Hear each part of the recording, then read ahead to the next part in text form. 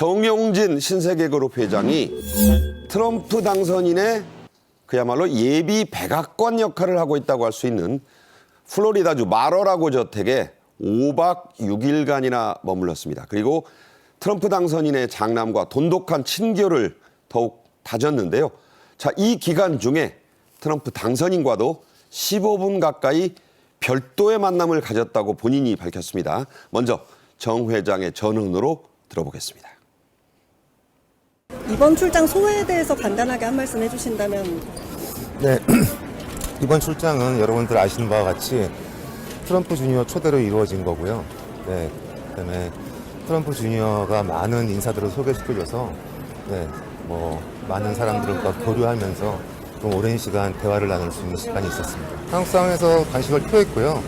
네, 저는 그 사람들한테 대한민국은 저력 있는 나라니까 미국 기다려달라. 저희는 빨리 정상으로 찾아올 거다. 그 얘기까지만 했습니다. 네, 저곳은 미국의 공항에서 취재진을 만난 겁니다. 우리나라의 정계, 재계 인사를 통틀어서 트럼프 당선인을 대선 이후에 직접 만나 별도의 대화를 가진 사람, 정용진 회장밖에 없죠? 네, 지금 그렇게 됐습니다. 사실 이게 대통령 된 다음에 초대한 게 아니고 4개월 전에 도널드 트럼프 주니어 장남하고의 특별한 관계로 해서 형님 한번 놀러 오십시오. 한 분은 77년생, 한 분은 68년생이거든요. 근데 브라운 대학교 나오고 펜실베니아 대학교 나와서 아이비리그라 그래서 뉴욕에서 한번 만나게 돼서 이제 시작이 된 부분들이고요. 일본 같은 데 보면 아베 전 총리의 부인 손정희, 그다음에 이시바 총리 이런 다 지금 전방위로 좀 들어가고 있는데 우리는 유일하게 정용진 회장이 이번에 가서 만났습니다.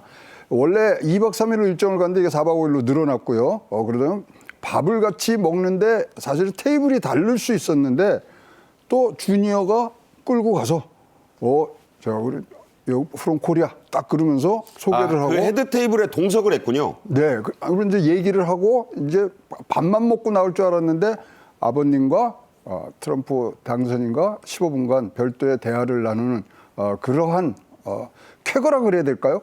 굉장히 훌륭한 외교를 한 정용진 회장에게 박수를 보냅니다. 네, 정 회장은 앞서 들으신 대로 미국의 애틀랜타 공항에서 만난 이 취재진들로부터 트럼프 당선인이 과연 한국 관련해서 언급을 했습니까? 이런 질문을 많이 받았다고 합니다. 여기에 대한 정용진 회장의 답변 어땠습니까? 그래서 상당히 신중합니다.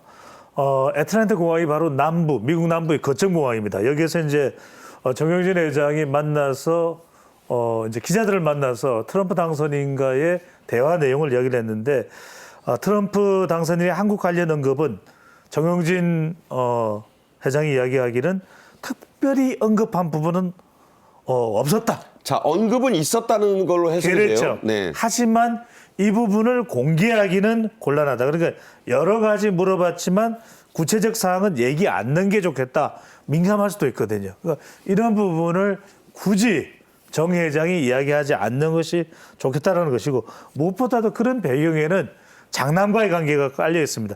이 도널드 트럼프 주니어와는 매우 돈독한 관계로 알려져 있고 실제로 이 약혼녀까지도 소개를 받았을 정도의 그런 깊은 관계거든요. 그다음에 사업 종교 얘기를 했다는 거 보니까 사업은 좀 유통 쪽일 수 있습니다. 그리고 종교는 뭐냐면 트럼프 당선인이 순복음주의, 그러니까 한국의 순복음 교회를 찾아왔던 것이 트럼프 당선인의 아들 트럼프 주니어입니다. 네. 이 배경과도 상당히 연관돼 있을 가능성이 크기 때문에 이런 얘기들은 나누었는데 포괄적으로 하지만 구체적인 내용은 언급 안 하겠다 이런 이야기를 하고 있습니다. 네. 실제로 특별한 언급을 안 했지만 정 회장은 여러 주제에 대해서 트럼프 당선인이 물어봤었다. 이것은 인정하고 있습니다. 그러니까 그 대화 내용이 전부 아마 영어로 통역 없이 진행됐기 때문에 10분 이상이면 꽤 많은 주제가 거론되지 않았을까 이런 얘기가 나오는데 내용은 일단 한국에 붙이고 있고요. 아마 우리 측에서도 정용진 회장과 좀 얘기를 해보지 않을까 이런 생각이 듭니다. 자, 내년 1월 20일에 거행될 트럼프 대통령의 2기 취임식에 정 회장이 참석할 가능성이 매우 크다고 합니다. 자, 한미 간 경제 협력의 가교 역할에 대한 기대감, 커지고 있죠. 뭐 커진 게 아니라 이거는 뭐 이제 굳은 자가 된 것 같고요. 꼭 참석한 것이 지금 이제 정확히 나오는데 다 잘 아시겠지만 도널드 트럼프라는 당선인 대통령의 그 특성상 굉장히 친소 관계를 중요시합니다. 그렇기 때문에 한 번 보고 두 번 보는 게 이게 뭐 배의 그런 효과를 뛰어넘어서 어디서 잘 지냈어 이 한마디에 굉장히 하고요. 그다음에 지금 도널드 트럼프 주니어가 요번 내각 인선을 완전히 자기가 주도를 했거든요. 그러니까 굉장히 큰 아주 역할을 지금 합니다. 1기 때는 이방카 딸이 그걸 했습니다만 도널드 트럼프 주니어가 이제 그걸 이어받았고요. 지금 제가 제일 궁금해하는 거는 도널드 트럼프 주니어가 일론 머스크나 그 안에 있던 내각의 사업가 출신의 지금 내각에 많이 지금 포진이 돼 있지 않습니까? 그 사람들을 어떻게 좀 만날 수 있게 되는가? 그 부분이 사실은 저는 개인적으로 가장 궁금합니다. 자, 머스크도 만났냐고 물었어요, 기자들이. 네. 그러니까 만나서 인사는 했다고 그랬거든요. 그 정도지만 네. 또 그게 다가 아닐 수도 있잖아요. 다 아닙니다. 그리고 뭐 내가 모르는 사이는 아닙니다. 모르는 사이는 아닐 때 내가 뭐 몇 가지 있는데 내가 뭐 이메일 쓸게 뭐 등등의 얘기가 있었고 왜 사람이란 게 어깨를 비빌수록 더 친소 관계가 높아지고요. 지금 뭐 머스크는 진짜 뒤에서의 대통령 이라는 그런 이 칭호까지 받는 정도로 굉장히 좀 관여를 많이 하고 있기 때문에 그런 친소 관계도 정영진 회장이 잘 살려나가기를 바랍니다. 네. 어쨌든 지금 취임이 다가오면서 정 회장의 역할에 대한 기대감이 커지고 있습니다. 한편 한덕수 대통령 권한대행 체제 후 처음으로 조태열 외교부 장관이 21일이죠. 블링컨 미 국무장관과 통화했습니다. 자, 어떤 대화가 오갔죠? 그렇습니다. 흔들리지 말자. 한미 관계는 돈독하다. 이게 핵심입니다. 한미 외교장관이 한덕수 권한대행 체제 출범 후에 첫 통화를 했습니다. 조태열 외교장관이 대통령 권한대행 체제에서도 한미동맹 흔들림 없이 유지, 발전돼야 된다고 했고 토니 블링컨 국무장관은 현재의 권한대행 체제 전적으로 신뢰한다고 또 받았습니다. 이 토니 블링컨 미 국무장관이 또 한덕수 권한대행에 대해서 아주 또 긍정적인 답변을 했습니다. 네. 유능하고 존경받는 지도자다. 그리고 블링컨 장관은 미국으로서는 한국의 민주주의 또 회복력을 높이 평가하고 신뢰한다. 근데 이 대목에서 중요한 것이 곧 트럼프 행정부가 시작되는데 이게 뭐가 중요해? 네. 이렇게 생각하시는데 아닙니다. 미국은요. 인수인계 되는 것이 매우 중요한데 지금 상황에서 우리 불확실성을 해소하고 또 돈독하게 유지되는 관계임을 전달하는 거 매우 중요하고요. 미국의 철통 같은 대한 방위 공약은 불변하다. 북한에 대한 대응은 계속 끊임없이 이어지고 있죠. 긴밀하게 소통하고 공조를 다짐한다. 우리 시청자분들 궁금하신 부분이 있을 거예요. 그러면은 트럼프 당선인 쪽하고 뭔가 협력이 안 되나? 지금 외교차관이 미국에 가 있습니다. 네. 외교차관이 미국 현지에서 트럼프 당선인 측과도 접촉을 하면서 소통이 되고 있는 것으로 확인되고 있습니다. 네. 조태열 외교장관과 블링컨 장관은 조만간 한미 외교장관 회담을 가질 준비를 하고 있다. 자, 이게 이제 미국이 될지 블링컨 장관의 방한이 될지 아직은 결정 안 났죠? 네, 아직은 결정 안 되고요. 지금 뭐 우리 라인업이 미국과의 관계 개선하는데 굉장히 좋은 게 한덕수 대행은 주미 대사, 그다음에 조태열 장관은 유엔 대사를 했기 때문에 미국 측과 굉장히 커넥션이 좋습니다. 그래서 이 부분을 살리는 부분들로 가고 사실 뭐 지금 정권 이양기가 양국에서 지금 일어날 수 있는 그저 확률들이 높기 때문에 이러한 외교장관끼리의 동맹을 중심으로 한 그런 체계적인 이런 이양기를 맞는 부분 굉장히 중요해지고요. 특히 지금 뭐 조태열 장관은 국내 최고의 통상 전문가거든요. 그래서 지금 뭐 트럼프 이 대선 공약에 나왔던 통상에 관해서도 굉장히 좋은 의견들을 아주 전문가적인 입장에서 지금 내놓으리라고 봅니다. 네. 국방장관도 지금 대행 체제인데 김선호 대행이 미국의 오스틴 국방장관과 20일 통화를 했다. 이런 내용도 전해드리겠습니다. 한편 트럼프 당선인의 충성파 깜짝 인사가 또 이루어졌습니다. 당신은 해고야. 영어로 You're fired.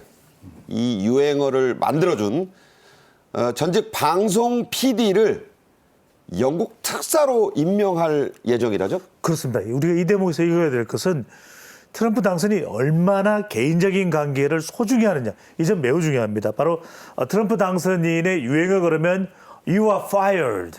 당신 해고야.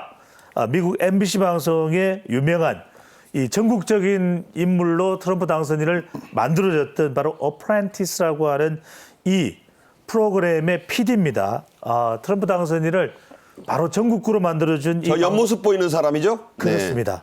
영국 특사 스페셜 엠보이로 임명을 검토하고 있다는 건데 바로 누구냐 하면은 어프렌티스의 전 PD인 마크 버넷입니다. 바로 앞서 말씀드렸던 당신은 해고야. 이 대선 유세 과정에서는 경쟁자인 해리스 부통령을 You are fired 해고야라고 해서 또 직격탄을 날리기도 했었죠. 근데 여러분들 궁금한 것은 이미 그러면 영국 대사 내정자가 없느냐?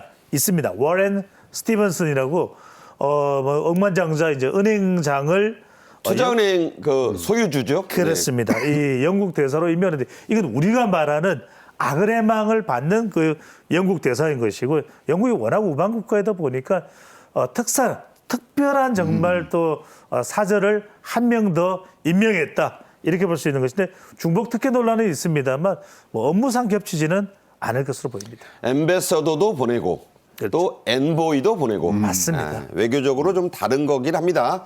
자, 트럼프 당선인의 이 즉흥적이고 깜짝 놀랄 그런 인사.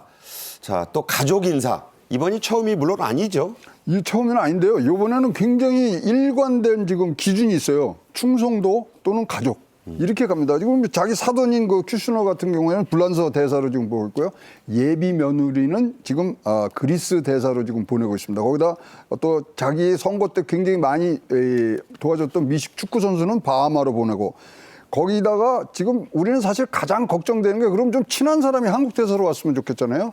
12월 23일 날 골드버그 미 대사의 임기가 끝납니다. 근데 일기 때 어떤 일이 벌어졌냐면 한국 대사의 공석이 1년 6개월 갔거든요. 그렇죠. 네, 그래서 이번에 한국 대사로 오시는 분도 빠르게 좀 조치를 되고 지금 굉장히 지금 긴밀하게 소통을 해야 되는 시기이기 때문에 또 더불어서 트럼프와 가장 연락이 잘 될 수 있는 분들이 오셔갖고 한미 동맹에 대한 그런 어떤 아주 기초를 더욱 단단하게 해주시기를 바라겠습니다. 자, 이제 트럼프 당선인의 트럼프 2기 행정부의 출범 얼마 안 남았어요. 관세 폭탄 얘기는 이미 해드렸고 우려를 지금 하고 있는 방위비 증액 카드. 먼저 독일, 특히 나토를 향해 본격적으로 꺼내들 태세죠? 그렇습니다. 방위비 그러면은 우리가 하들짝 놀랄 수밖에 없습니다. 왜냐하면 트럼프 당선인이 한국을 가리켜서 머니 머신이다. 이렇기 때문에 올린다라고도 이야기를 했습니다. 그런데 당장은 한국이 아니라 북대서양 조약기구 나토입니다. 유럽입니다. 트럼프 당선인이 이런 이야기도 공식적으로 발언한 것이 아니라 자신의 SNS에 올렸습니다. 그러니까 얼마나 이 SNS에 직격으로 자기의 마음을 그대로 드러냈다. 그 머스크에 운영하는 그 옛날 트위터 X에 올린 거예요. 그렇습니다. 얼마나 머스크와 관계가 깊은지도 알 수 있는데 증액 압박을 했습니다. GDP의 5%를 요구하고 있습니다. 그러니까 북대서양 조약기구가 나라마다 내는 방위 부분이 다 다릅니다. 그런데 그것까지는 안 돼. 우리가 러시아로부터 지켜주는데 미국이 지켜주는데 왜 돈을 안 내? 이러면서 트럼프 당선인은 이렇게 또 이야기를 했습니다. 만약에 이 방위비를 낼 게 아니면은 EU가 유럽이 미국산 석유와 가스를 대량 구매해야 된다는 또 다른 방법도 이야기하고 있습니다. 말 그대로 협상의 기술이 작동되는 거죠. 근데 자, 여기서 우리가 유럽 이야기를 할 것이 아니라 과연 우리에게 올 바이든 당선인의 이 방위비 압박. 트럼프 당선인. 그죠? 죄송합니다. 트럼프 당선인입니다. 이걸 제가 너무 놀랐어요. 이걸 어떻게 우리가 대응해야 될지 이게 더 중요합니다. 네. 자, 그래서 관련국들의 대응 움직임도 매우 빨라지고 있어요. 인접국인 멕시코, 또 인접국인 캐나다. 통상 정책을 커스터마이징이라고 하죠, 영어로. 트럼프 맞춤형으로 지금 바꾸고 있죠? 이거 멕시코, 캐나다는 진짜 날벼락 맞았죠. 왜냐면은 지금 30년간 끌고 오는 FTA를 깨는 거거든요. FTA라는 게 관세를 안 받대는 건데 그런 관계에 있던 두 나라를 지금 관세를 지금 매기기 시작하니까 멕시코에서 뭐냐면 그래요. 그럼 우리가 북미선 제하고 모든 것에 15% 인상을 우리가 먼저 해서 그 대신 우리가 제품 나갈 때는 미국에 들어갈 때는 관세는 FTA 자유무역협정에서 갑시다. 그러니까 먼저 엎드린 거예요. 네, 그러다 보니까 사실은 캐나다나 이 멕시코에 이 트럼프 대통령이 지금 내놓은 거는 관세가 아니라 사실 이민 마약이거든요. 그런 것들을 지금 얘기해야 되는데 일단은 맞춤형으로 관세 우리가 먹겠습니다. 그 대신 FTA는 그대로 합시다. 등에 지금 굉장히 먼저 줄 거는 먼저 주고 협상을 하겠다는 캐나다와 멕시코의 지금 모양새 말씀하신 대로 맞춤형 지금 대책들이 속속들이 나오고 있습니다. 자, 우리 정부도 지금 발등에 떨어진 불이에요. 지금 우리가 지금 좀 혼란스럽긴 한데 경제적으로 할 건 해야죠. 트럼프 정부의 공격에 맞설 채비를 경제팀이 서두르고 있습니다. 미국산 LNG, 액화 천연가스라고 하죠. 이거 뭐 겨울철 우리 어느 가정에서나 쓰는 겁니다. 이 수입을 좀 확대하는 문제가 거론되고 있죠. 그렇습니다. 지금 뭐 16% 정도 우리가 수입을 하는데 전체 미국산으로 한 20%까지 이제 넘기는 부분들인데요. 이게 공교롭게 한 4조 정도가 돼요. 근데 지금 미국 캠프에서 나오는 얘기가 뭐냐면 아니 한국이 이 코로나 때 보니까 1년에 4조씩 또 그냥 뭐 아무것도 안 하고 지원금으로 준대 이거 방위비로 내야 되는 거 아니야? 이런 얘기까지 지금 나오고 있기 때문에 이 부분에 대해서 우리가 지금 굉장히 많은 것을 생각을 해야 되고요. 트럼프는 손자병법의 대가입니다. 손자병법의 대가라 그러면 우리가 먼저 줄 건 주고 그리고 협상을 해서 이길 싸움을 만들고 가야 되는 그런 진짜 초전략이 지금 필요한 시기라고 보여집니다. 네. 외교와 경제는요, 국경이 없습니다. 지금 시간은 임박해 있습니다. 내부 문제는 내부 문제고요. 우리가 통상적으로 미국과 어떻게 맞설지 더욱 고민이 필요한 시점이 됐습니다.